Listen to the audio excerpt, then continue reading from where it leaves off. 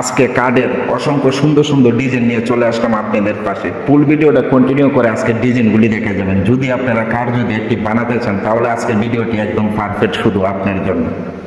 2025 সালের নতুন মডেলগুলি যদি সবার আগে যদি আপনি পেতে চান, চ্যানেলটি সাবস্ক্রাইব করে পাশে থাকা বেল আইকনটি অন করে দেবেন। লাইক করতে কিন্তু বন্ধুরা ভুলবেন না। লাইক করলে মোটিভেট হই নতুন ডিজাইনের ভিডিও নিয়ে আসার জন্য আগ্রহী বাড়ে। পেজ থেকে দেখে থাকলে পেজটি ফলো করে দিবেন। চলুন তাহলে ডিজাইনগুলি আমরা দেখে আসি। আজকে কাঙ্ক্ষিত মডেলগুলি আপনারা স্ক্রিনে দেখতে পাচ্ছেন। অনেক সুন্দর সুন্দর বেডের ডিজাইনগুলি আজকে আপনাদের নিজেদের চোখেই দেখতে পাচ্ছেন। অনেক ভালো লাগবে আশা করি আজকের ডিজাইনগুলি আপনাদের পাশে। আপনারা যদি গর্জে সাজাতে চান আজকের ভিডিওটি একদম পারফেক্ট আপনার জন্য।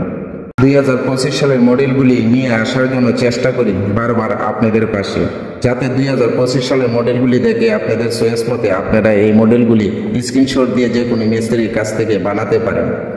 এই ভিডিওতে যে কার্ডের ডিজাইনগুলি আপনারা দেখতে পাচ্ছেন, সেই ডিজাইনগুলি আপনারা যে কোনো কার্ড ব্যবহার করে কার্ডগুলি আপনারা বানাতে পারেন। ভালো কার্ড ব্যবহার করার জন্য আমি আপনাদেরকে অনুরোধ করব, যাতে একটি কার্ড ব্যবহার করবেন আপনারা নিজের বাসার জন্য ভালো কার্ড ইউজ করার চেষ্টা করবেন। আজকে আপনাদের পাশে সিম্পল ডিজাইনগুলি আমি তুলে ধরলাম। এই সিম্পল ডিজাইনগুলি অল্প বাজেটের মধ্যে আপনারা ক্রয় করতে পারবেন, অথচ আপনারা চয়েস মতে বানিয়ে নিতে পারবেন যে কোনো মিস্ত্রির কাছ থেকে। আপনাদেরকে আগেই বললাম, কার্ড বানাবার সময় আপনাদের সাবধান হতে হবে। কি কার্ড আপনারা ইউজ করবেন টিকসই হিসাবে, সেই বিষয় যদি জানতে চান তাহলে আমার ভিডিও থেকে কমেন্ট করে আমার কাছ থেকে জেনে নিতে পারেন। একটি টিকসই কার্ড হিসেবে আপনারা ব্যবহার করার জন্য কি কার্ড ব্যবহার করবেন আমি আপনাদেরকে কমেন্টের মধ্যে উত্তর দিয়ে দেব। কার্ড সম্পর্কে A to Z যে কোনো বিষয়ে জানতে চান কমেন্ট করতে পারেন, আপনাদেরকে জানিয়ে দেব। কম প্রাইসের মধ্যে কি কার্ড ভালো হবে? বেশি প্রাইস দিয়ে বানালে টিকসই ও মজবুত অনেক বেশি হবে, কিন্তু কি কার্ড ব্যবহার করলে টিকসই ও মজবুত হবে আপনারা জানতে চান, আমি আপনাদেরকে বলবো চিটাগাং সেগুন কাঠ ব্যবহার করতে পারেন। 20-50 বছরে আপনাদের চিটাগাং সেগুন কাঠ নষ্ট হবে না, কিন্তু চিটাগাং সেগুন কাঠ ব্যবহার যে আপনি করছেন শুধু চিটাগাং সেগুন কাঠ হলেই চলবে না।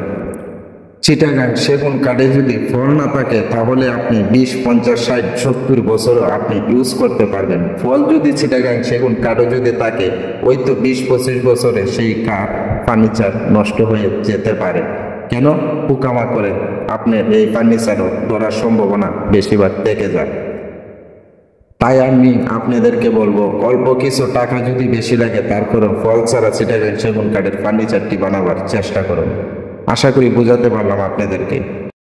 আজকে আপনাদের পাশে বেড ডিজাইনগুলি কেমন লাগলো আমি জানি না। যদি বিন্দু পরিমাণ ভালো লেগে থাকে তাহলে আমার চ্যানেলটি সাবস্ক্রাইব করে পাশে থাকা বেল আইকনটি অন করে দেবেন। নিত্য নতুন ডিজাইনগুলি সবার আগে পৌঁছে যাবে আপনার কাছে। ভালো থাকবেন, সুস্থ থাকবেন, দেখা হবে নতুন আরেকটি ভিডিওতে।